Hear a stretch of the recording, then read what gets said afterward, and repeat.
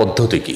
আমরা এটা নিয়ে অনেক ধোঁয়াশার মধ্যে থাকি। আমরা মনে করি যে প্রথম রাকাতে সুনির্দিষ্ট করে একটা সূরা এতবার পড়তে হবে, দ্বিতীয় রাকাতে অমুক সূরা এতবার পড়তে হবে। মূলত তাহাজ্জুদের নামাজ অন্য 10টা নামাজের মতো, এর বিশেষ কোনো নিয়ম নাই।